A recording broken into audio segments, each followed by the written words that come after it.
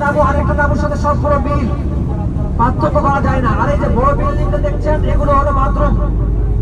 এই বাথরুম এগুলো চিনে রাখি আমরা, মাঝে মাঝে যেগুলো দুতলা তিনতলা দেখতে পাচ্ছি এগুলো বাথরুম। আচ্ছা, আমরা জামালাতের ইতিহাস বলছিলাম। হযরত ইব্রাহিম আলাইহিস সালাম যখন কুরবানি করার জন্য হাজরা যখন কুরবানি দিও, তারপরে স্বপ্নে দেখলেন আল্লাহ যত নবী রাসূলকে দুনিয়াতে প্রেরণ করেছেন, সব নবী রাসূল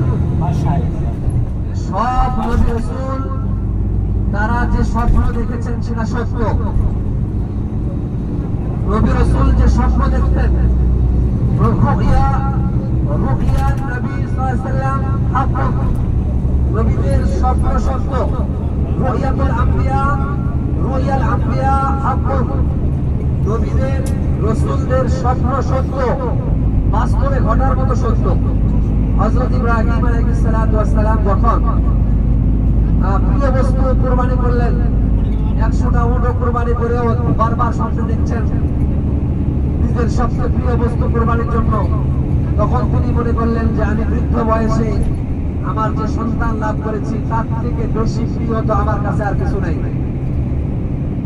তখন তিনি মনে করলেন আল্লাহ হয়তো আমাকে সন্তান দিয়েছেন, আবার সেই সন্তানের কুরবানি হয়তো তিনি আমার থেকে চাচ্ছেন।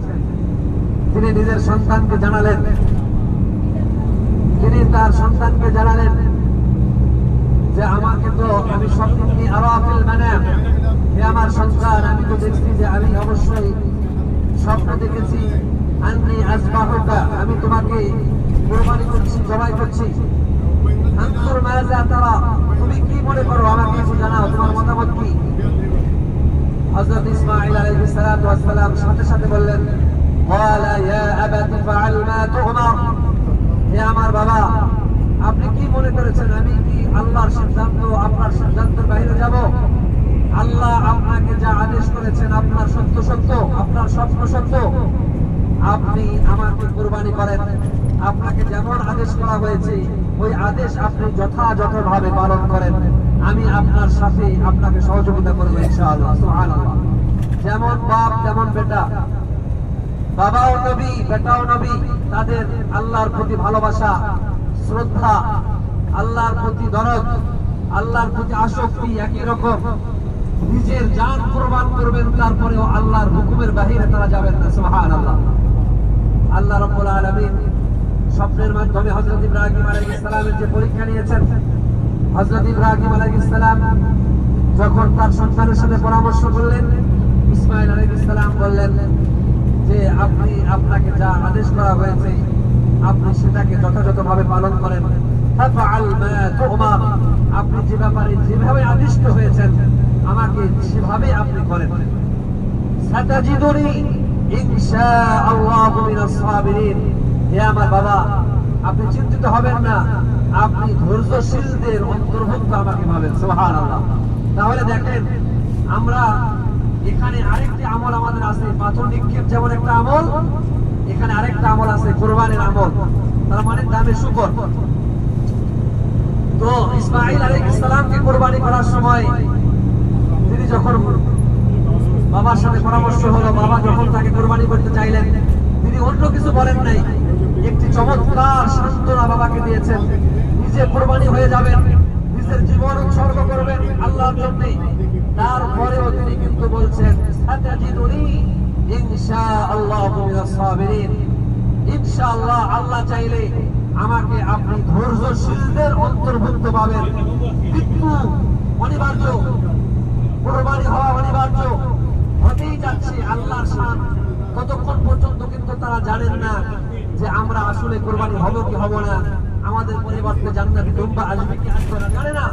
নিশ্চিত তারা জানে আমাদের কুরবানি হয়ে যাচ্ছে, তারপরেও বলছে যে হে বাবা, আমাকে আপনি ধৈর্যশীলদের অন্তর্ভুক্ত পাবেন, সবরকারী হিসাবে পাবেন। সুতরাং হজ হলো ধৈর্যের জায়গা, হজ হলো কুরবানির জায়গা। এখানে সর্বোচ্চ ধৈর্য, সর্বোচ্চ সবর, সর্বোচ্চ ধরনের সহ্য শক্তি নিয়ে আমাদেরকে আসতে হবে, থাকতে হবে, মানতে হবে। তাহলে হজ আমাদের জন্য সহজ হবে। নতুবা আমাদের হজ এই মক্কা মদিনা রেখেই বাড়িতে চলে যেতে হবে। আমাদের নামাজ আর নসিব হবে না। এজন্য আল্লাহ তাআলা এমন আমাদের না করুন, আমাদেরকে আল্লাহ তাআলা হজ্জে মাবরুর নসিব করেন, সবাই বলে আমিন।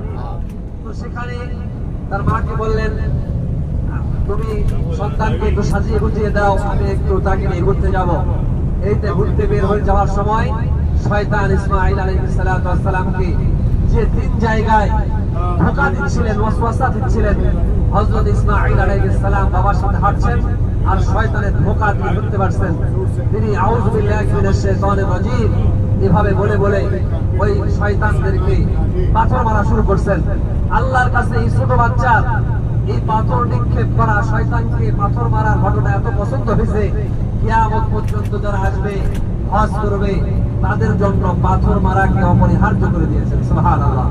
আমরা পাথর মারবো, হযরত ইসমাঈল আলাইহিস সালাম শয়তানকে পাথর মারার কারণে যে সওয়াব তিনি লাভ করেছেন, আমরাও তার পদক অনুসরণ করার কারণে সেই মর্যাদা আর সওয়াব আল্লাহ তাআলা আমাদেরকেও দান করবেন ইনশাআল্লাহ। সুতরাং এরকম চিন্তা করব, ফিকির করব, এরকম ভক্তি শ্রদ্ধা আমরা নিজেদের মধ্যে আনবো, এরকম ত্যাগ দীক্ষা এবং এরকম চিন্তা চেতনা আমাদের ভিতরে লালন করব, তাহলে হজ এবং কোরবানির প্রকৃত শিক্ষা আমরা অর্জন করতে পারবো। আল্লাহ তাআলা আমাদেরকে তৌফিক দান করেন, সবাই বলে আমিন।